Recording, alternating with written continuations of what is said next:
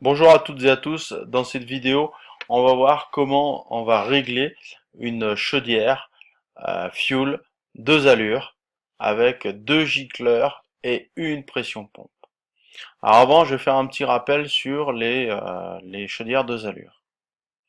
Alors là, on va expliquer le besoin en fonction de la température extérieure.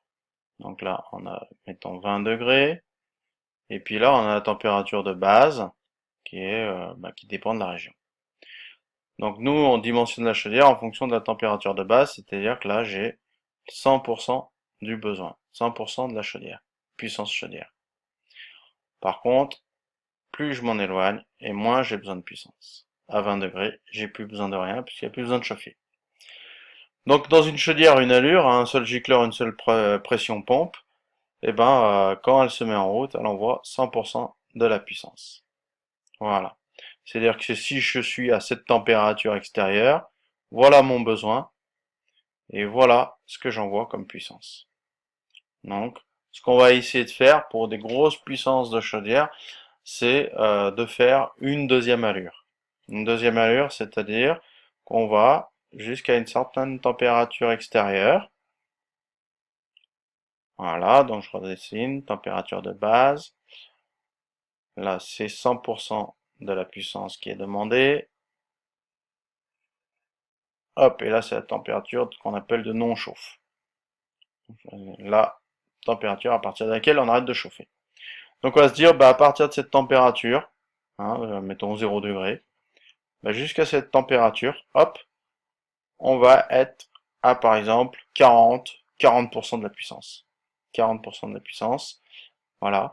Donc jusqu'à cette température, voilà, on enclenche la chaudière, pardon. Donc comme tout à l'heure, voilà, ça c'était mon besoin. Et voilà ce que j'envoie comme puissance. Donc c'est beaucoup plus adapté, hein. Ça nous permet de faire des économies. Et puis dès que je suis en dessous de cette température, j'enclenche les 100% de la puissance. Ça permet de faire des économies de consommation sur le fuel au niveau annuel. Donc comment on arrive à faire ça? Pour avoir 40%, on va alimenter un gicleur. Et pour avoir les 100%, on va alimenter le premier gicleur plus un deuxième gicleur. Et tout ça sous la même pression pompe. Voilà comment faire. Donc l'objectif, donc on aura deux lignes gicleurs, un brûleur avec deux gicleurs. On pourra voir dans des vidéos des brûleurs avec deux gicleurs.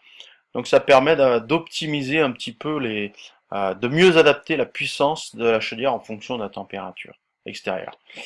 Alors, là, l'objectif de la vidéo, ça va être de calculer, comment on va calculer les gicleurs, les tailles de gicleurs, et d'en déduire la pression pompe. Alors, à nouveau, hop. Alors, on va partir de la puissance nominale, on va en déduire la puissance absorbée via le rendement. Hein. La puissance absorbée, on va en déduire le débit massique, avec le PCI massique. PCI massique. Et à partir du débit massique, on va en déduire les gicleurs 1 plus gicleur 2.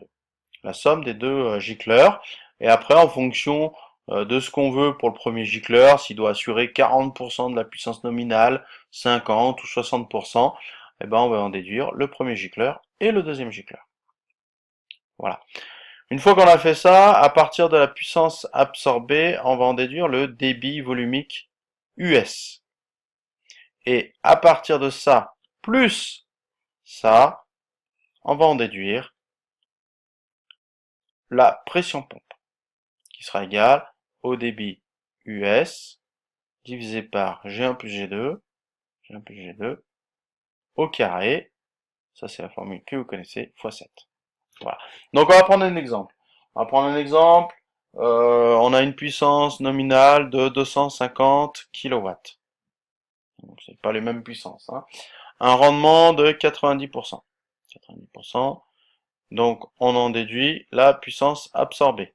Hop, puissance absorbée.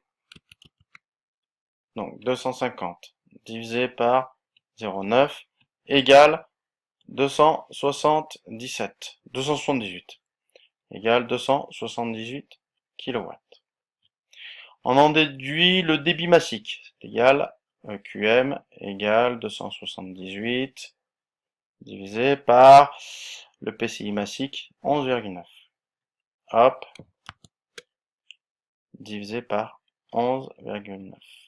On va tomber sur 23,3. Zut, désolé, je suis perdu. 23,3 kg par heure. Donc ça, c'est le débit massique, kg par heure, pour une pression de cette barre. Voilà. Donc on va choisir là à partir de ça, G1 plus G2. G1 plus G2, avec le catalogue constructeur, ça va bien, 23,3. Tiens, j'ai 23,4, c'est nickel, c'est juste à côté, c'est juste ce qu'il me fallait. Donc 23,4, je trouve 6. Hop, 6. Donc G1 plus G2, ça va faire 6. Plus G1 plus G2 égale 6. Alors, mettons que G1, ça représente 40% de la puissance nominale. Donc je vais prendre 0,4 fois 6. Ça fait 2,4. Donc le gicleur qui se rapproche le plus, c'est... Zut, c'était pas la calculatrice que je voulais. Ça doit être 2,5. Voilà, 2,5. Ok. Non, c'est pas ça, décidément. 2,5. Donc le premier, c'est 2,5 US gallons par heure. Donc si lui il fait 2,5, l'autre il va faire 3,5. G2 égale 3,5 US gallons par heure.